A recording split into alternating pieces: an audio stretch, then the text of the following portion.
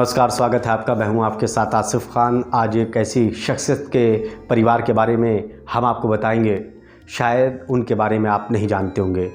इस वक्त एक नाम सुर्खियों में चल रहा है, नाम है मुख्तार अंसारी।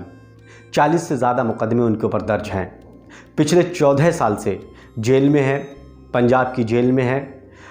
उत्तर प्रदेश की सरकार उनको यूपी में लाना चाहती है ताकि उनके ऊपर जो मुकदमे चल रहे हैं उसको लेकर पुलिस पूछताछ कर सके, निष्पक्ष तरीके से उनके ऊपर कार्रवाई हो।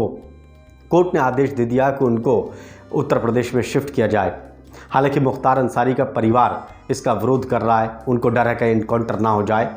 लेकिन क्या मुख्तार अंसारी के परिवार के बारे में आप जानते हैं? आज हम आपको बताएंगे कि देश की आज़ादी में उनकी कितनी बड़ी भूमिका रही उनके परिवार की, और कई जगहें ऐसी हुई हैं जिसमें मुख्तार अंसारी के परिवार के लोग मौजूद थे और उनकी मौजूदगी की वजह से भारत की सेना को जीत का स्वाद चखने को मिला। मुख्तार अंसारी के दादा का नाम था डॉक्टर मुख्तार अहमद अंसारी। महात्मा गांधी के काफ़ी करीबी कहे जाते थे। डॉक्टर साहब 1926 से लेकर 1927 तक इंडियन नेशनल कांग्रेस के अध्यक्ष तक रहे हैं। कितना बड़ा उनका ओहदा था।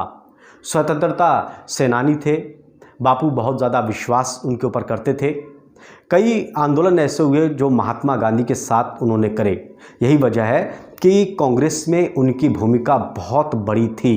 आज उनके पोते मुख्तार अंसारी किस तरह से जेल में बंद है, उनके ऊपर आपराधिक मामले चल रहे हैं, ये बात अलग है।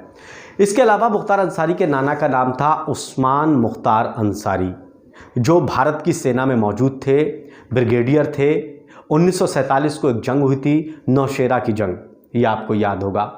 नौशेरा की जंग में मुख्तार अंसारी के जो नाना थे उस्मान मुख्तार अंसारी, उन्होंने बड़ी सकारात्मक भूमिका निभाई थी और बहुत हिकमत के साथ ये जंग लड़ी थी। हालांकि ये बात और थी कि इस जंग में वो शहीद हो गए, लेकिन नौशेरा की लड़ाई में जो जीत हासिल हुई थी उसमें उस्मान मुख्तार अंसारी का बहुत बड़ा उसमें योगदान था। इसीलिए नौशेरा की जंग में को कहा जाता कि उनकी वजह से जीत हासिल हुई और नौशेरा की जंग में उनको हीरो के तौर पर दिखाया गया था। और इसके बाद यही वजह थी कि भारत की सरकार की तरफ से महावीर चक्र से उनको सम्मानित किया गया था। इसके अलावा डॉक्टर हामिद अंसारी, जो भारत के उपराष्ट्रपति 2 बार रहे हैं यूपीए सरकार में, वो मुख्तार अंसारी के चाचा कहे जाते हैं। तो ये देखा आपने, उनका राजनीतिक मुख्तार अंसारी का परिवार है, लेकिन मुख्तार अंसारी किस तरह से आपराधिक मामलों में लिप्त हैं।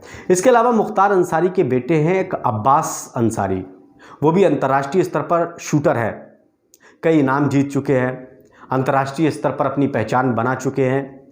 ये मुख्तार अंसारी का परिवार है जिन्होंने देश के लिए, देश की सेना के लिए, देश की लड़ाई में बहुत बड़ी भूमिका निभाई है, देश की आज़ादी में। लेकिन आज मुख्तार अंसारी के ऊपर इतने आपराधिक मामले दर्ज हैं। ये दोनों चीज़ें हैं। आखिर क्या वजह है कि मुख्तार अंसारी एकदम अपराध की दुनिया में चले गए?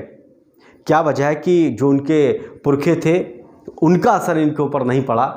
क्या अपने पुरखों के नाम को बदनाम कर रहे हैं मुख्तार अंसारी?